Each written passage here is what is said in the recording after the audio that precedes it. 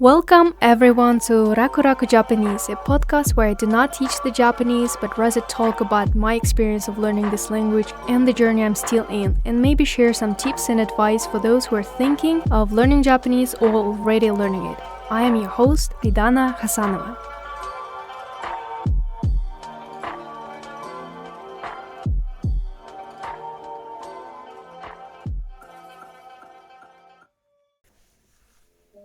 Today, I want to talk about one of the most crucial parts of any language learning, which is expanding your vocabulary, aka learning new words. Apparently, vocabulary is going to be your greatest weapon in both understanding others and expressing your own thoughts. At the same time, I know that trying to memorize so many new words from a foreign language can be a very difficult task. But I do have some tips based on my own experience of learning Japanese words and based on my experience when I used to learn English intensively. I want to kind of divide this episode into two parts. First, I was thinking of talking about where to find new vocabulary in the first place, and then I will move on to discuss some ways that I use to memorize words like spaced repetition, and I think many other people use it too, not only to remember words, but also when they want to prepare for their exams. Okay, let's then start. There are roughly two ways you can find new words that you can learn and add to your vocabulary. The first one is using ready-made lists or compilation of words. For example, on the internet, you can find list of words for a specific topic like education, travel, food, family, and so on. Or you can find lists like JLPT and 5 verbs, essential JLPT and 4 adjectives, nouns, and so on.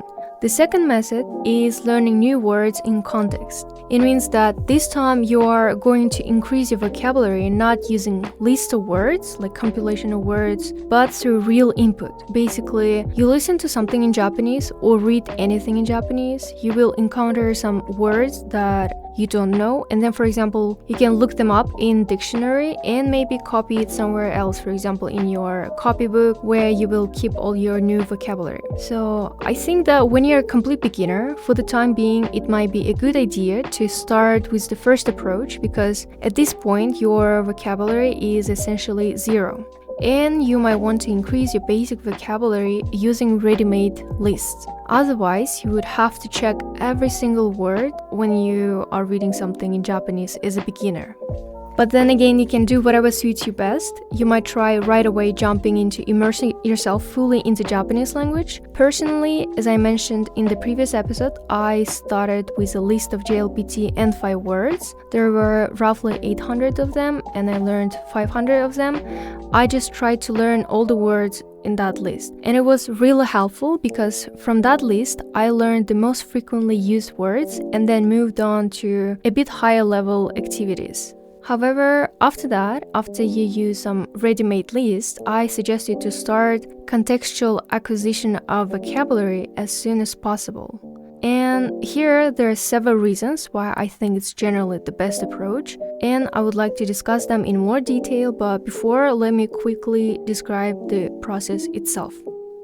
For example, I'm watching Onomapu's YouTube video. Onomapu is a very funny YouTube channel where a Japanese boy speaks on different topics in a very clear and understandable Japanese. And most importantly, he has both Japanese and English subtitles and in some other languages as well. I will leave the link to his channel in the description of our episode. So yeah, for example, I'm watching his video on a certain topic and while listening, I hear a word that I don't know, right? Although I do understand the context, I do understand the whole sentence, but there is a word that I don't know. And then in this case, I look at the subtitles and see it's kanji or maybe just hiragana and read the translated sentence. You can already roughly understand the meaning of that word already, but also make sure to check it on dictionary. I use the website called jisho.org. I will leave the link as well. I use it to see if that same word has some broader meaning or some alternative meanings. And then I might copy that word, including kanji, pronunciation in hiragana, and the English meaning translation in my workbook. Roughly the same procedure applies when, for example, you're reading.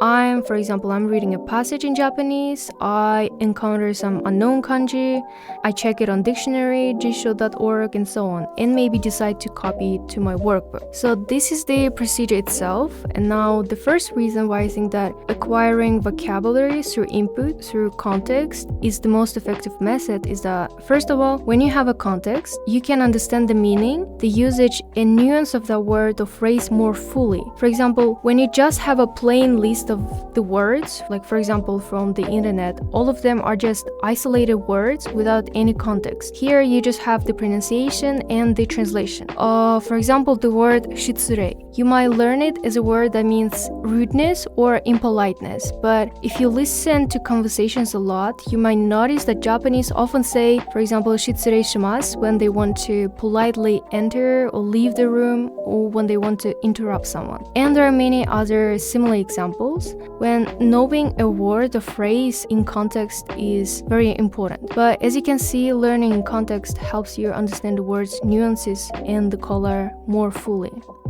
The second reason is actually very simple. When you learn by list, you learn the meanings of words one by one. You understand their meaning, yes, but you might not 100% be able to use them to construct some meaningful sentences. But when you acquire vocabulary in context through input, you're not just learning the meanings of words, the words themselves, but you're also learning how to use them together in phrases, in sentences. So while you acquire vocabulary, you are simultaneously learning grammar, some sentence structure, and patterns as well, which is very important. This is why I think that contextual learning is generally a very cool approach. And third reason, like in the context of our today's episode, is the most important one because I don't exactly know why, but the words that you learn from context are so much easier to memorize than the words that are given to you without any context, for example, through lists. Maybe, for example, when your favorite anime character always says kabi no soto or tatakai, you learn these words even without making any effort. Or when you read a manga, there will be some kanji that will be often used again and again, and just by seeing them, you can memorize them. I mean, not the way of writing the kanji in detail, but you'll be able to recognize them when you see it somewhere else.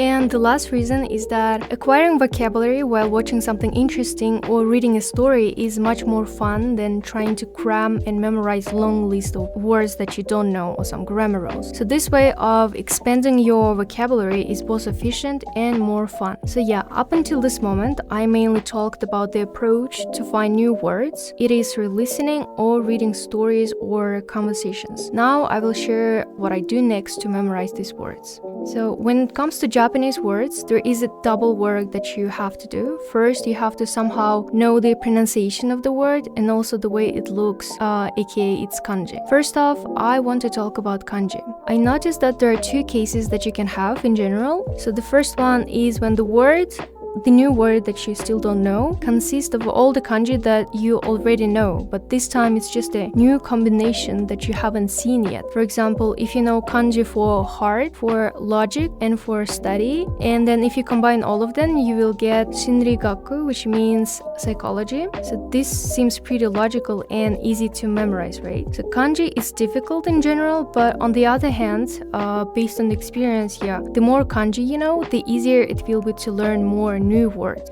And the second case is when you see a kanji for the first time. Personally, I honestly don't know many other methods to learn to read kanji other than seeing this kanji repeatedly many times trying to visually memorize it. Personally, it works for me pretty well. When I go through my list of new words every day or when I see some kanji many times, for example in Twitter, I will get to remember the kanji pretty well. But the pronunciation is a bit different topic. Sometimes you immediately learn the way some word is pronounced and basically never forget it. But sometimes there are words whose pronunciation is similar to others, so this is why it's hard to do so, you constantly forget. In such cases, I again try to think of some memorizable or creative or some easy way to memorize it. And so I try to create some associations. For example, the word shoutai, which means true character, is similar to the word shoukai, which means introduction. So I kind of like knew one word previously, but I didn't know the other one. And then I tried to link them together, and then every time I see a new word, I try to think of the word that I already know. So this is why it is easy to memorize a new word, the way it is pronounced. And you might create any kind of associations, you might create silly associations in your minds. It doesn't matter, as long as it works for you, as long as it is easy to memorize this certain word or phrase, any association in your mind will work. So yeah, we talked about how to memorize the word, but it was more about short-term memory.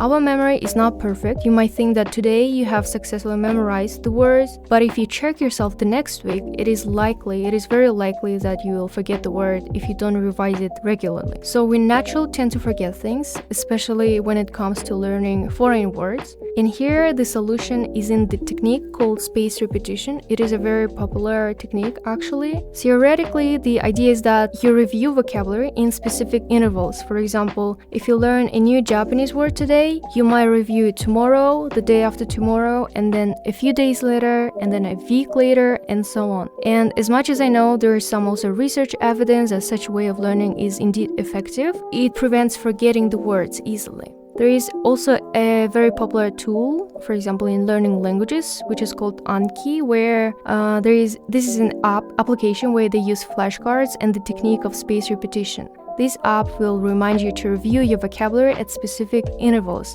I personally don't use Anki or some similar tools. I generally try not to complicate anything. I just have a separate document of only kanji words without their pronunciation and without their translation. So I go over each of them, trying to recall each word by memory. In other words, I kind of test myself. I try to do it often, sometimes every day, but then after several days or after a week, when I'm more or less confident that now I remember this kanji, this word very well, I don't revise them that often because there are more new words and I have to move on to a new set of words that I have to now learn. Also, sometimes I do have this habit when I add more and more new words into my document or my workbook, but then I forget to learn them or revise them. And then I still add more and more new words while there are still previous words that I haven't learned yet, that I didn't even look the second time right. What helps me in this case is simply to remember that learning at least 10 words every day is going to make a huge difference in the long term. And as you know, words are anyway one of the, if not the most important pillars of any language. But in general, I'm sure there are many other different ways people acquire vocabulary, but this is the method that I follow and the one that I like. But to sum it up, when you're a complete beginner, you might consider learning new words using a list of beginner words from the internet. After that, I suggest you to move on to learn new words in context through input, for example, through attentive listening and reading. It will be even better if these are some interesting stories. So yeah, some linguists say that stories generally are very effective in language acquisition. For example, short stories, tales, YouTube vlogs, or mangas, animes, and so on. By the way, also for reading, I suggest you a website with graded readers in Japanese called tadoku.org. They have short books for all levels and they are completely free. I also talked about how I try to memorize kanji as well as pronunciation. Finally, I shared the technique called spaced repetition that will help you not to forget newly learned words. So I hope it was a bit helpful. Thank you very much for listening to this episode and stay tuned for the next one.